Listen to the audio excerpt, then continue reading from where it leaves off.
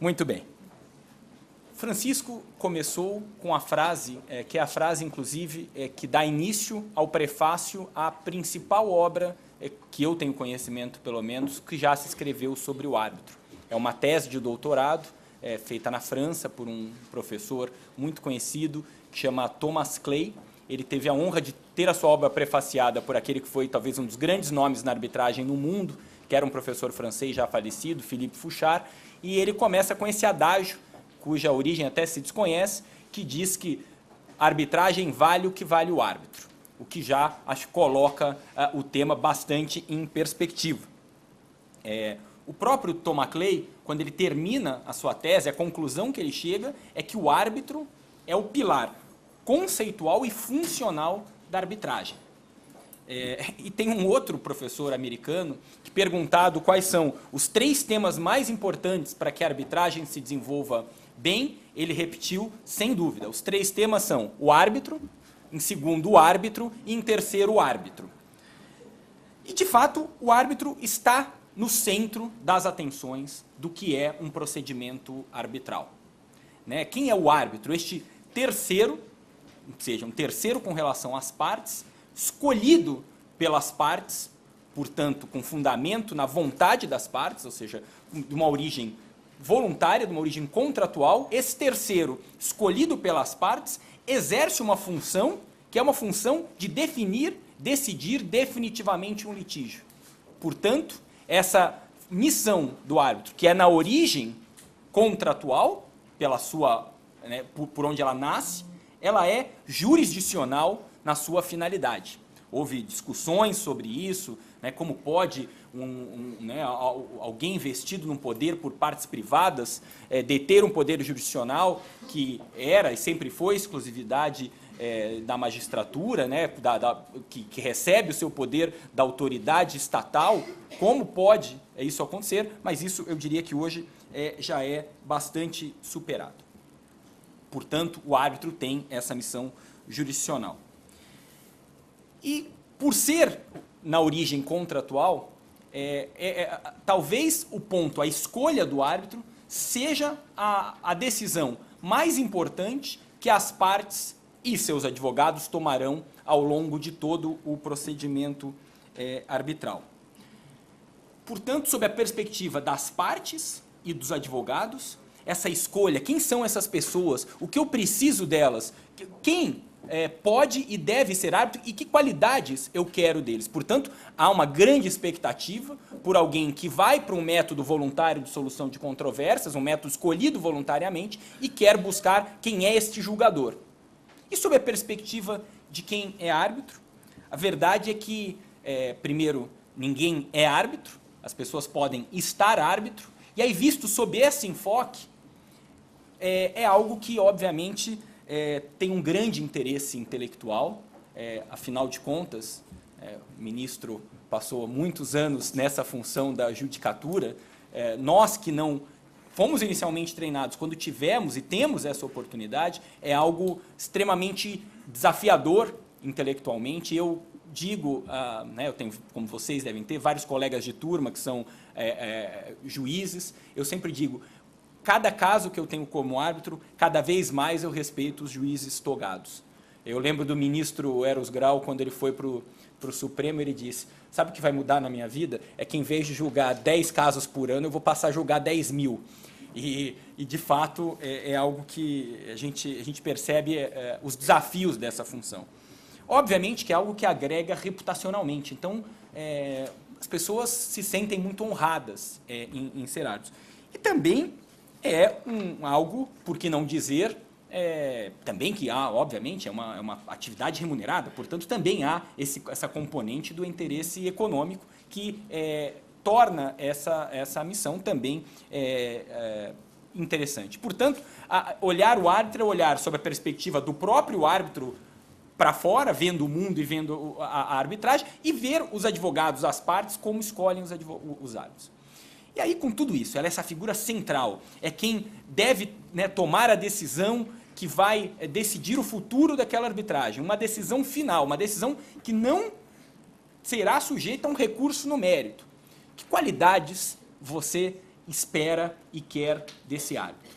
O tema que se propõe trata de confiança, imparcialidade e disponibilidade. Mas se nós formos olhar com uma lupa, o que se espera do árbitro é o seguinte: ele precisa ser experiente, ele precisa ser especialista na matéria que vai ser discutida, ele precisa ter uma boa reputação, ele precisa ser diplomático, ele precisa ter tempo para cuidar do caso, ele precisa ser rápido e precisa ser diligente, ele precisa conhecer o procedimento e saber como dar andamento ao procedimento, ele precisa ter um bom diálogo com os demais árbitros, que é fundamental, ele precisa ser independente, ele precisa ser imparcial, ele precisa ser justo, ele precisa ter bom senso e, se possível, ele precisa ser poliglota para trabalhar em arbitragem internacional. Ao final disso aqui, vocês já imaginam que nós estamos buscando quase um super-herói, que reúna todas essas qualidades. Eu sempre brinco que aquilo que as partes esperam, idealmente, de um árbitro, deve ser aquilo que Diógenes saía pelas ruas de Atenas procurando com a sua lanterna.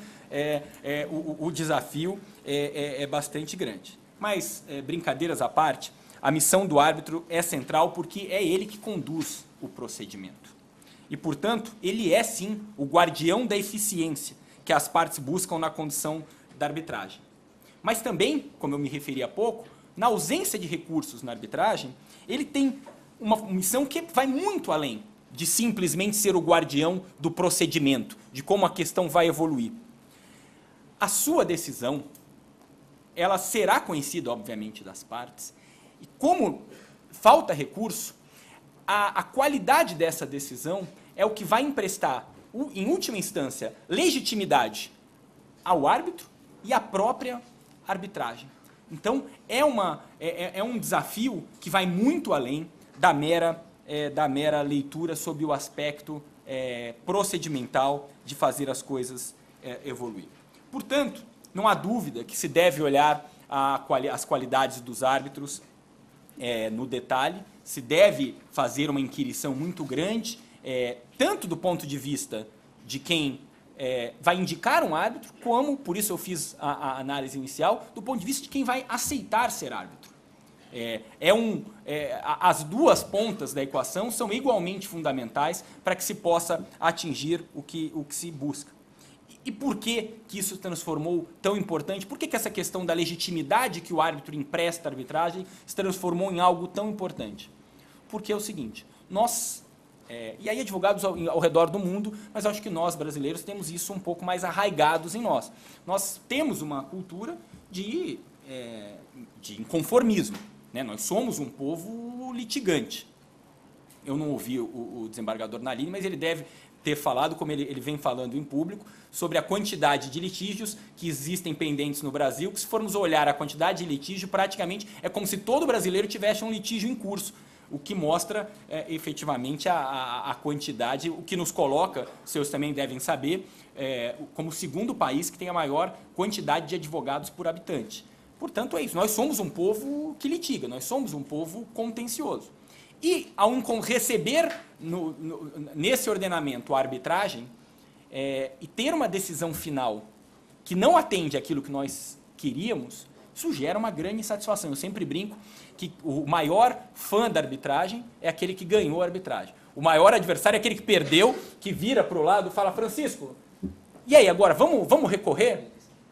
Não tem recurso. Não, mas aí começam a buscar. Essa insatisfação com o resultado, no fundo, no mérito, faz com que se tenham buscado mecanismos para se atacar a arbitragem. E o mecanismo, por excelência, que se encontra atualmente, isso é uma praga que vem assolando o mundo da arbitragem, é atacar a justo título, mas muitas vezes a injusto título, a figura do árbitro.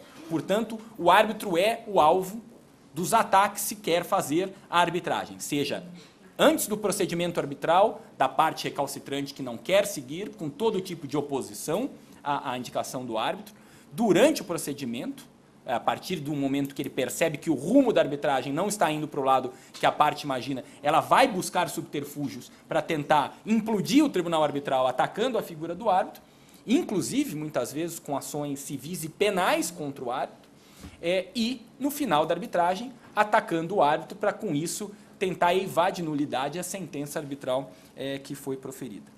Portanto, como apenas realmente uma ideia aqui introdutória ao debate, eu proponho aos senhores tratar muito sucintamente essas qualidades dos árbitros, principalmente essas que foram aqui, que estão no tema do nosso painel, né, da confiança, da imparcialidade e da disponibilidade, que são, efetivamente, acho que resumem bem 3 pilares fundamentais para a atividade do árbitro.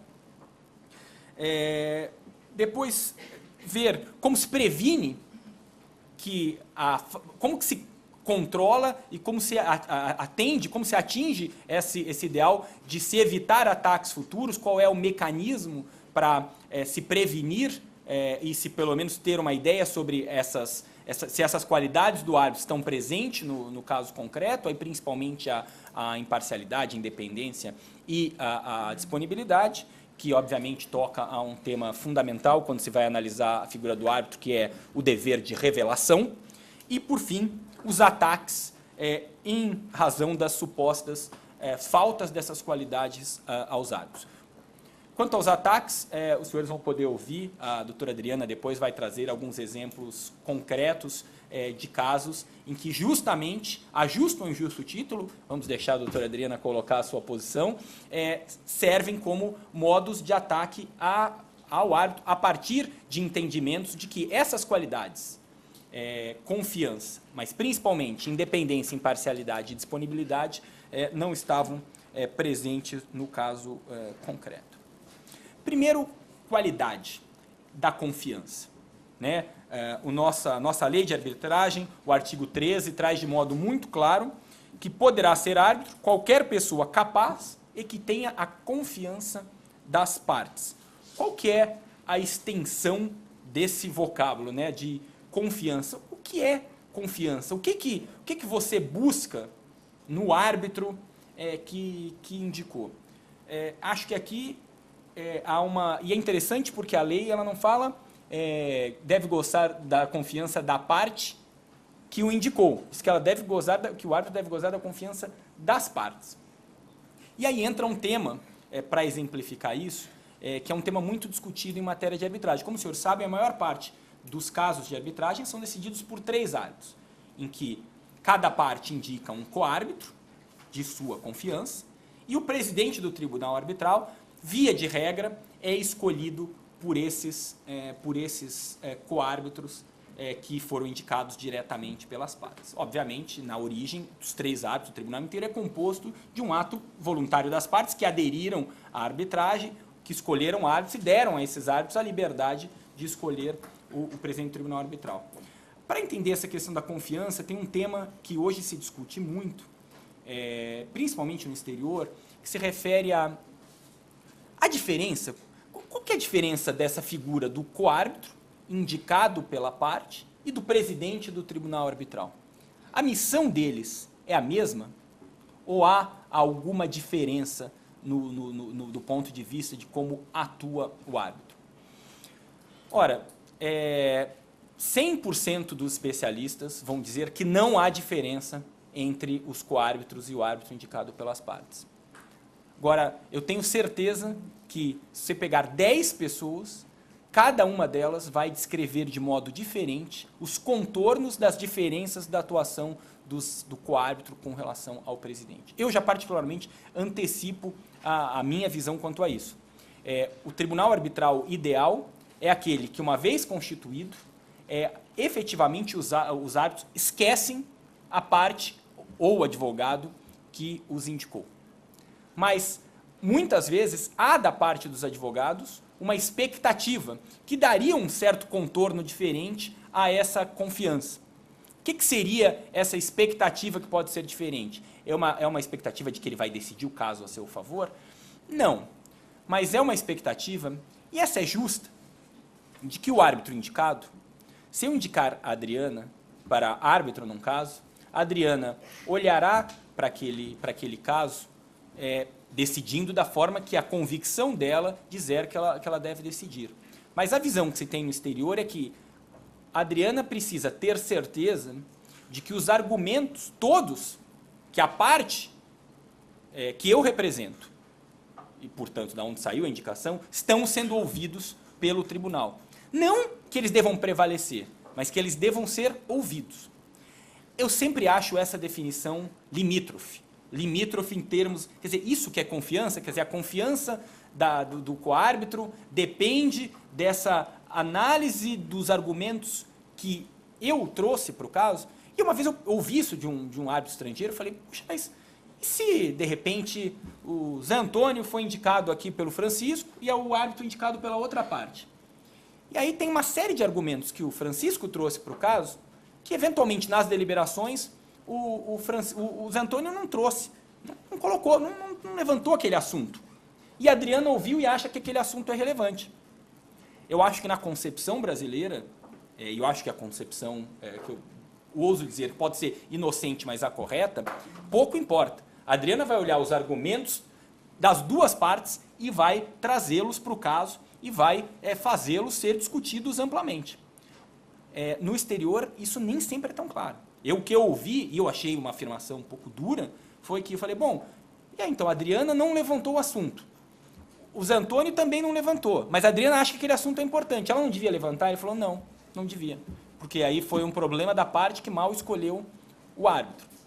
Eu realmente, não sei a opinião dos demais, mas eu realmente isso é pouco dito abertamente, mas eu realmente me distancio dessa análise. Eu acho que o árbitro precisa efetivamente trazer todos os argumentos, trazer todos os pontos. E qual é o vínculo? Então não há vínculo algum com o árbitro que foi indicado pela parte. Há um item que é amplamente aceitável e que deve e pode ser colocado no início da arbitragem, que é o seguinte, primeiro o seguinte, obviamente, a parte escolher um árbitro porque tem confiança no árbitro e porque analisa um pouco o perfil do árbitro, isso é evidente. Você tem um caso com umas certas características, você fala, puxa, isso é muito comum. Então é o seguinte, eu tenho um caso em que o meu cliente claramente não seguiu a letra fria do contrato, mas ele tem uma de implemento substancial das obrigações que estão ali, mas realmente tinha uns procedimentos que ele não seguiu. Aí você tem alguém que já escreveu diversos artigos e livros, sendo extremamente formalista, pactum sunt servanda, não seguiu o que está no contrato.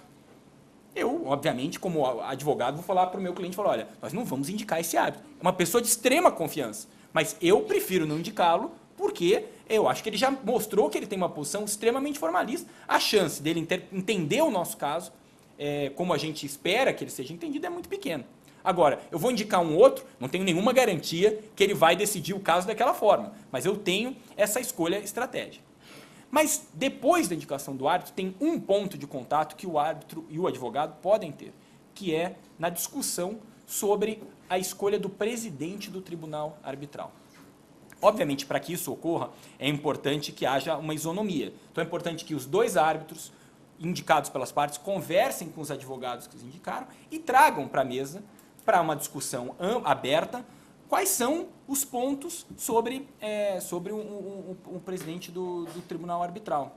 E muitas vezes não são pontos evidentes, mas são, olha, um caso, por exemplo, que nós precisamos de alguém que conheça muito dessa matéria. Os dois coárbitros já falam, realmente os advogados coincidem que o árbitro deve ter tal e tal qualidade. Então, essa discussão é possível haver entre o advogado que o indicou o árbitro e o próprio árbitro indicado. Mas não deve ir além disso e, portanto, a partir daí, o tribunal, para gozar de confiança das partes, é muito importante que essa confiança seja construída com uma mudança de comportamento, que é algo também que muda muito da forma que nós conduzimos os procedimentos judiciais. Na arbitragem, ao contrário do que acontece normalmente na nossa tradição processual é amplamente aceita, que eu vou despachar uma liminar, eu vou lá, entro na sala do juiz, converso com o juiz, sem que a outra parte esteja presente. E a outra, obviamente, o juiz receberá também a parte contrária, discutirá com ela. Na tradição da arbitragem, isso não é admitido. Há uma preocupação de que isso, de certa forma, rompa o equilíbrio que deve haver entre as partes. Então, os limites do seu contato com apenas do contato do advogado com a parte, com o árbitro que indicou, se limita, como eu disse, a esse momento inicial, que é o momento da indicação do presidente do tribunal arbitral.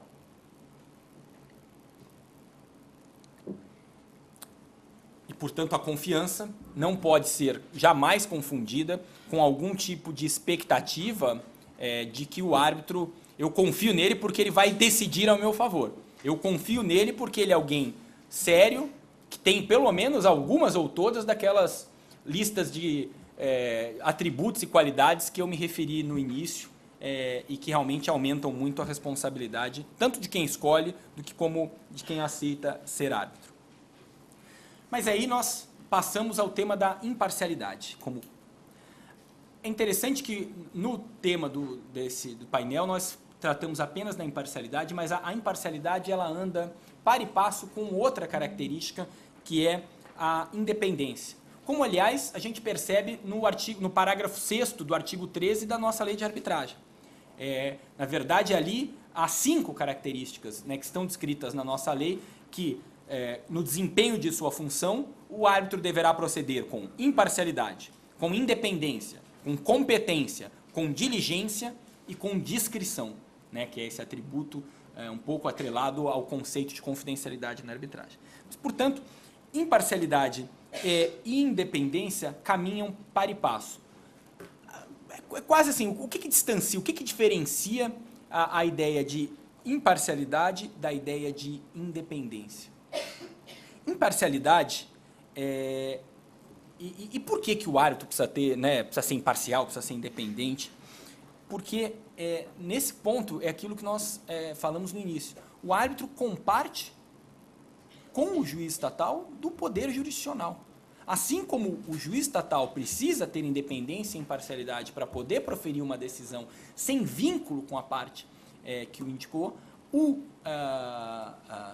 árbitro também precisa ter essas mesmas características. O que é interessante é que muitas vezes, né, e o que separa, a imparcialidade é dita ser um atributo, uma qualidade de caráter muito mais subjetivo, né, e algo, portanto, que vai se verificar à luz do andamento da arbitragem, de como o árbitro vai se portar durante o procedimento arbitral, né? Se ele já tem um a priori, de certa forma, quanto a um ou a outra das teses que estão sendo colocadas, alguma sensibilidade com relação a uma das partes ou ao campo de atuação de uma das partes. Por outro lado, o outro atributo é o da independência. A independência é algo muito mais objetivo. Está ligado a uma ideia que pode ser aferida de modo mais claro.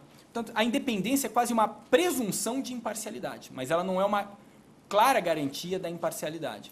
E a independência hoje, quando se está tratando de árbitros, ela se torna um pouco mais delicada. Por quê? Acho que um pouco diferente o juiz, como ele está na função pública, e ali ele exerce 100% da sua atividade, exceto quando, obviamente, ele tem também uma atividade de magistério, que é possível. O árbitro, como eu disse, ninguém é árbitro, a pessoa está árbitro. Então você, normalmente, a maior parte de nós, todos aqui nessa mesa, atuamos como advogados e atuamos como árbitros em muitas questões. Como diferenciar, como separar algumas atividades que você tem como advogado? Você muitas vezes está na posição de advogado e na posição de árbitro. Você tem o Zé Antônio, pode ser advogado num caso em que eu estou advogando e pode eu estar advogando num caso o Zé Antônio ser árbitro. Como estabelecer essa separação? E os temas da independência, às vezes, tem muito mais... tem outras conotações. Você pode advogar para o mesmo tipo de indústria sempre. E aí você vai ser árbitro numa questão envolvendo aquela indústria. Será que você tem total independência e parcialidade para atuar naquele caso? É uma questão um pouco mais discutida e que nós vamos poder discutir um pouco mais os contornos disso ao analisar alguns casos concretos. E, por fim, a disponibilidade. Talvez a disponibilidade seja a questão mais hoje importante em termos de uma qualidade que se requeira de um árbitro. Porque a busca da arbitragem é a busca de um método célere, ágil, de solução de controvérsias. O que a gente percebe muitas vezes é que, em função das agendas dos árbitros, isso acaba não ocorrendo. Então, você tem casos de sentenças arbitrais que demoram meses e meses e meses para serem proferidas, e isso, obviamente, acaba viciando, em parte, muito as expectativas das partes quando vão para a arbitragem. Mas o tempo não é apenas a questão da demora que vai se tomar em dar andamento ao caso. Tem uma questão, às vezes, que é muito mais delicada, relacionada à disponibilidade, que é, se a pessoa é totalmente indisponível, ela vai ter um problema maior, que é um problema de se dedicar da forma que precisa, não apenas para fazer as coisas com agilidade, mas para fazer com a profundidade e atenção que um caso precisa. Muito bem. Esses atributos todos, essas qualidades todas, qual é o momento e qual é a forma dela se revelar, de ser conhecida? É algo que eu diria, fundamental na função do árbitro, que é o seu dever de revelação. O que é o dever de revelação?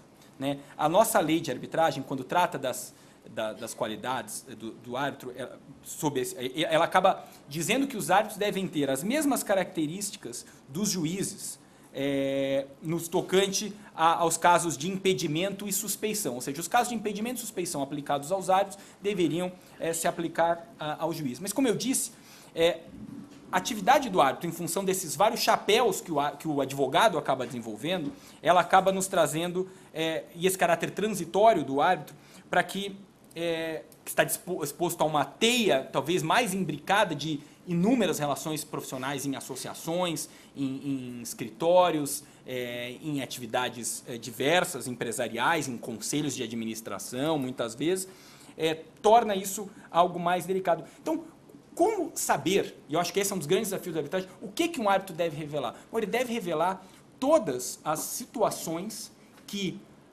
ele deve fazer essa análise aos olhos das partes, ou seja, um terceiro de boa fé que não conheça, neutro, olhando aquele caso, vai imaginar o seguinte: bom, nessa situação eu continuo gozando da confiança do árbitro, se eu souber que o árbitro advogou para aquela empresa, que é uma das partes, durante 10 anos, até o ano passado, eu estou confortável que ele vá ser árbitro no caso? Possivelmente não. Mas se ele advogou uma vez há 5 anos e foi uma questão, e eu sei que ele é uma pessoa séria, eu não sei. A questão é que é muito difícil, as pessoas, e há grandes exercícios para tentar estudar todas as diversas situações em que pode haver impedimentos, ou os árbitros devem revelar, e que podem trazer ou não consequências para a continuidade da arbitragem. Há várias abordagens sobre isso. Tem pessoas que acham que você deve revelar tudo. Olha, eu, no dia 13 de maio de 2014, sentei num painel que foi presidido pelo Francisco Caralho. Preciso revelar isso? Se uma parte me indique, e eu sei que o Francisco é advogado no caso, há casos de impugnação atualmente árbitro, porque 2 árbitros, um árbitro e um advogado, estão no mesmo grupo do Facebook. Um grupo que tem 7 mil membros, um deles tem 7 mil amigos. Isso é caso de impugnação? É difícil saber. O fato é que a figura do árbitro é tão importante e ele tem uma função tão importante de zelar pela eficiência e pelo resultado, pelaquela legitimidade, que a cautela diz que ele deve revelar. Se ele tiver dúvida, ele deve revelar as relações. Muitas vezes, acontece muito, você entra num escritório, aconteceu comigo, você muda de escritório na sua vida profissional, vai para um novo escritório de advocacia, você está já num caso em andamento, e você descobre, ao mudar de escritório, que uma das partes naquele caso foi cliente do seu escritório há tempos. Tem algum problema? Não. Mas você deve revelar. Porque uma coisa que é importante saber é o seguinte: quando o árbitro revela, isso muitas vezes é confundido, não quer dizer que ele ache que ele tem um problema e deva se afastar. Aliás, é o contrário. Se o árbitro tomar conhecimento de um fato, ele entende que a sua imparcialidade ou sua independência foram afetados, ele não tem que revelar, ele tem que renunciar. Portanto, o revelar é dar a oportunidade das partes tomarem conhecimento daquela situação, e colocarem o seu ponto. E uma parte impugnar um árbitro, tampouco quer dizer, que também virou uma prática comum às vezes no Brasil, como eu preciso gozar da confiança das partes, se uma me impugnou, não importa o estágio, eu vou renunciar. Isso também não é a atitude mais correta. Eu acho que... por quê? Porque existe essa prática que eu me referi um pouco, que eu disse, para atacar a arbitragem, se ataca o árbitro. Então, muitas vezes você quer que o caso não caminhe, você fica criando todo tipo de impugnação para ver se demora meses e meses até que se tenha um árbitro. Dependendo, né, em toda a Câmara de Arbitragem, há um corpo de pessoas que precisa decidir isso. A simples levantar um questionamento sobre a figura do árbitro acaba trazendo um atraso importante para o procedimento arbitral. Então, há uma questão aqui muito importante. Saber revelar, revelar aquilo que gere dúvida, mas não revelar toda e qualquer relação, se você tiver convicção de que aquilo não é um fato tão delicado, e obviamente a responsabilidade do advogado de não impugnar de modo completamente supérfluo e, por fim, a instituição de arbitragem, o árbitro não renunciar livremente porque foi impugnado e a instituição de arbitragem ser célere e tomar as decisões corretas e dar conhecimento das decisões que foram tomadas. Há práticas diferentes no mercado, se pegarmos apenas as instituições internacionais, há uma grande dicotomia. Nós temos na Câmara de Comércio Internacional, ela analisa as impugnações aos árbitros, decide, mas não diz qual foi a razão. Ela apenas diz, confirmo ou removo o árbitro. Já a London Court of International Arbitration, ela tem, inclusive, publica as razões de revelação. Eu, particularmente, acho que é difícil ter uma... Tudo tem vantagem e desvantagem, mas eu acho que trazer a informação traz, sim, algum tipo de vantagem que me parece importante do ponto de vista da revelação. Para completar, com relação à questão da revelação, houve um exercício que foi feito pela International Bar Association, que criou um corpo de regras que são as regras sobre conflitos de interesse em matéria de arbitragem internacional. E esse corpo de regras, ele traz exemplos de situações, mas é efetivamente exemplificativa, que deveriam levar à revelação dos árbitros. E as classificou em cores. Então você tem as situações que estão classificadas em verde, que são situações que eventualmente nem deveriam necessitar revelação, mas que estão ali como situações que, eventualmente, de relações muito distantes entre árbitro e advogado. Você tem uma lista que é a mais complexa, que é a laranja, que traz relações mais dúbias. E você tem a lista chamada vermelha, que em alguns casos até as partes podem renunciar, mas que normalmente deveria levar à impugnação dos árbitros. Para permitir aqui o debate, eu vou terminando por aqui. Acho que nós vamos poder, nos debates, trocar ideias, e eu acho que a Adriana vai trazer fatos que vão mostrar justamente o terceiro ponto, que são os pontos dos ataques que são feitos e os diversos momentos em que se ataca e como, ao se atacar o árbitro, como eu referi, se ataca a sentença.